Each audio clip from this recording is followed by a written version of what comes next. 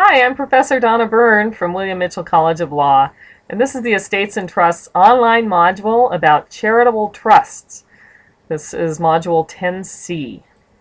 So let's review some things that we already know about trusts. First of all, trusts need definite beneficiaries. Remember Mooresman, back on page 400? Widow, issue, and heirs were too indefinite. They were not in being. In fact, there was no beneficiary who was in being. That's being in there.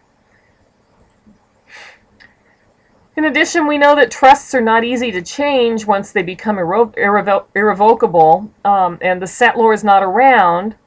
So back in Mayo, the court changed the investment rules because that was the only way to satisfy the trust purpose. On the other hand, we could not have changed the trust purpose. We can't change a trust purpose. We also know that future interests have to satisfy that rule against perpetuities, and trusts that go beyond that perpetuities period are void. They are terminated. And it's gone. Okay.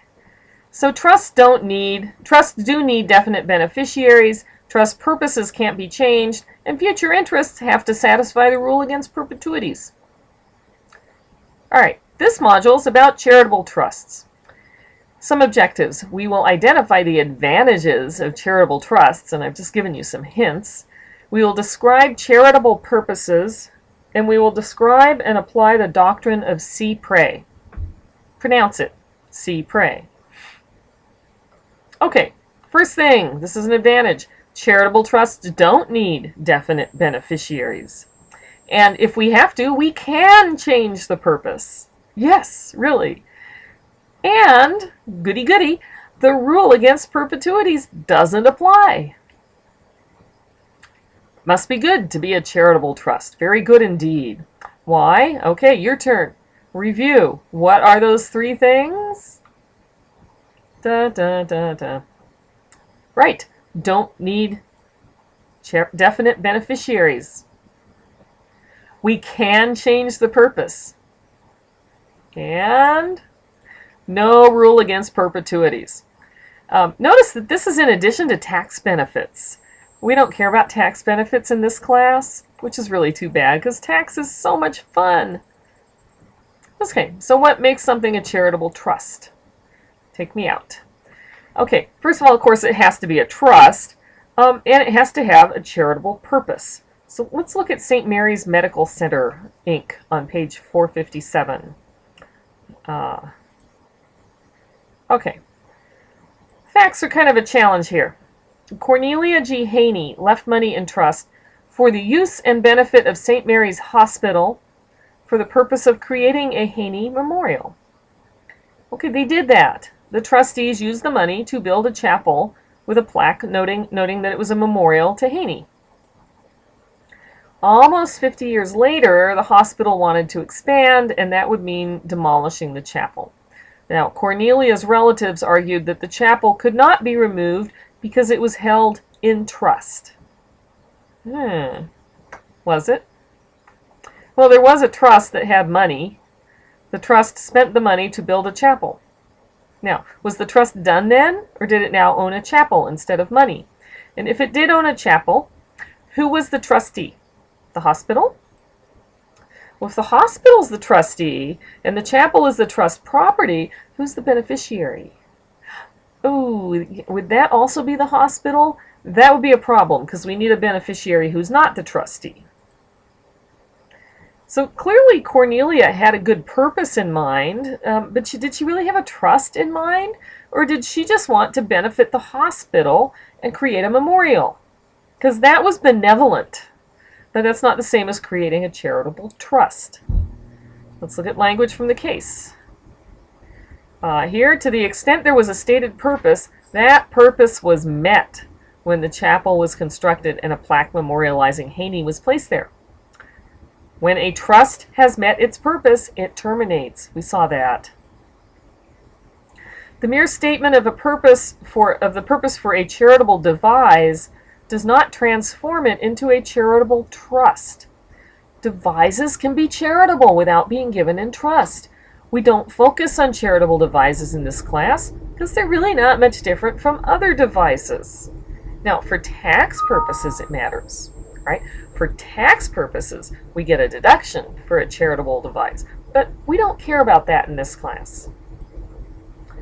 The trust was terminated when the sole beneficiary also received the entire corpus of the trust for the creation of the chapel. Remember that? Another reason for terminating a trust is that it has no assets. It's become a dry trust.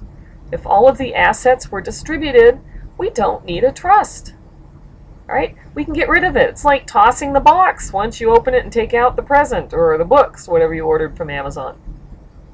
So what do you think? Did Cornelia intend to give the money in trust to be used to build a chapel that would also be held in trust? And if so, was 50 years enough use of the chapel to satisfy Cornelia's intentions? Here's your chance to weigh in on the discussion board. So there's also a standing issue here. Right? The plaintiff in St. Mary's was the grandson of one of the trustees. And that meant that he was Cornelia's first cousin 3 times removed. So his grandparent was her first cousin. Now, if you count the steps from one of those to the other, it takes 7 steps. And the court points out that they are 7 degrees of kinship removed on the consanguinity table. This is the table of consanguinity. So does he stand to benefit in any way if this is not a charitable trust? Oh wait, no. He's arguing that it is a charitable trust. How does he benefit from that? Well, he really doesn't. And this is one of the goofy things about charitable trusts. We usually expect we expect the state to enforce them. Sometimes the relatives of the donor, though, can be found to have standing. So here's an interesting question. If the settlor makes an irrevocable gift to a charitable trust, creates a charitable trust during life, does the settlor have standing to enforce the trust? Because the old common law rule was no. Not unless the settlor specifically reserves the right to do that. But that's kind of changing. The UPC would change the default rule and give the settlor standing. Any thoughts? No? There we go. Okay, we turn our attention to charitable purposes. Okay, if we do have a trust, it needs to be for the public benefit. So a trust to benefit the grantor's family would be too narrow. But careful here, it's not the number of beneficiaries, it's the private nature of the group. So there's an example in your casebook.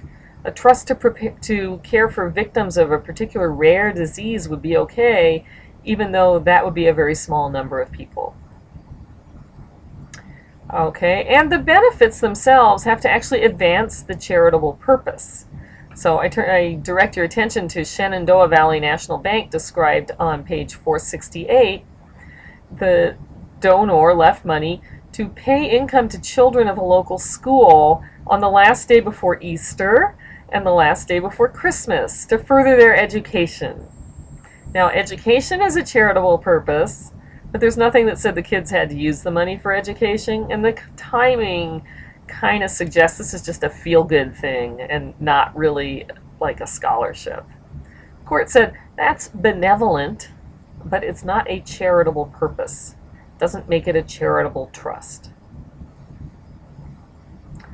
Okay, and what's the problem?